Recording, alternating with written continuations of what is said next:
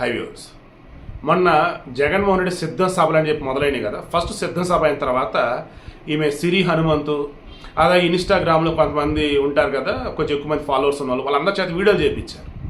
వీళ్ళేంట్రా బాబు సిద్ధం సభల గురించి వీళ్ళు మాట్లాడుతుంది ఏంట్రా బాబు అనుకున్నాం.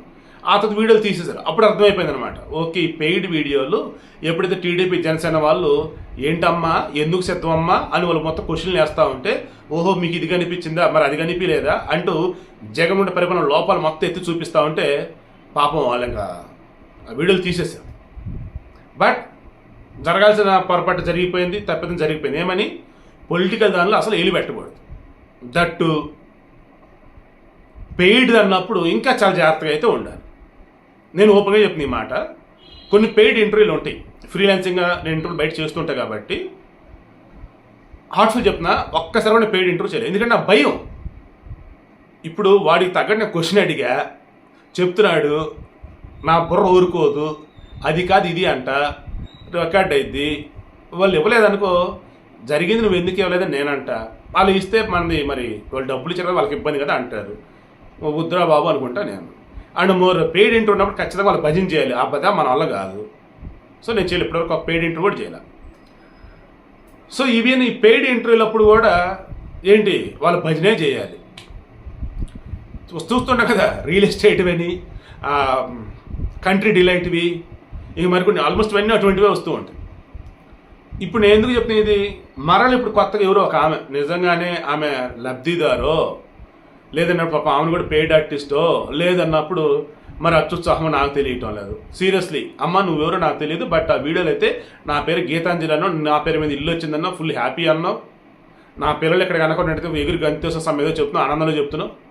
కానీ ఆ వీడియో చూసిన ఒక్కళ్ళు కూడా ఇది జెన్యున్గా చెప్పాను అనుకోరమ్మ.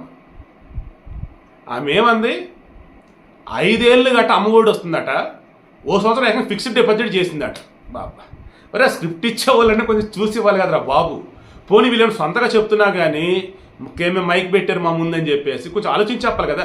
అమ్మఒడికి ఇచ్చేది ఎంత, ఫిక్స్డ్ డిపాజిట్ చేసుకొని తెస్తున్నారు. అందులో ముందు 15,000 అన్నారు. ఇంట్లో ఎంతమంది ఉంటే అంతమంది, అంతమంది ఉంటే అంతమంది కదలే ఒకరికే అన్నారు.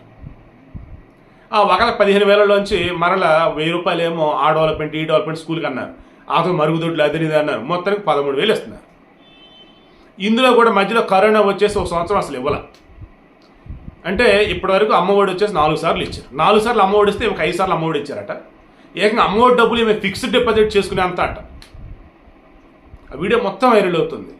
ఆమె ఐ థింక్ తెనాలని చెప్పారు, మరి ఏమో కానీ మా తెనాలి కళాకారులకి పుట్టినీళ్ళని తెలుసు కానీ మరి ఈమె అంత కళాకారులు అక్కడ ఉన్నారంటే మాకు తెలియదే బాబు అని ఆ తెనాలి చుట్టుపక్కల మొత్తం వైరల్ చేస్తూ ఉన్నారు. నాకు ఫేస్బుక్లో, యూట్యూబ్లో, వాట్సాప్లో దగ్గర రొటేట్ అవుతూ ఉంటే ఇటువంటిది మీ దాకా కనుక వస్తే ఏ పార్టీ అయినా, TDP, Janasena, BJP, Congress, YCP ఎవరైనా కానీ, మన సబ్స్క్రైబర్లు ఎవరైనా ఉన్నా, మీకు తెలిసిన వాళ్ళు ఉన్నా, దయచేసి ఈ పెయిడ్ పొలిటికల్ ఇంటర్వ్యూలు కానీ, పెయిడ్ పొలిటికల్ బైట్లు కానీ, పెయిడ్ పొలిటికల్ పోస్టులు కానీ దయచేసి పెట్టకండి. అనవసరం మీరు ఇబ్బంది పడతారు. ముందు వెనకొడాల్సిన మిమ్మల్ని ట్రోలింగ్లు చేస్తారు. ట్రోలింగ్లు గురవటం అంటే అడ్డంగా మన పరువు మనమే తీసుకోవడం. దయచేసి చాలా జాగ్రత్తగా అయితే ఉండండి.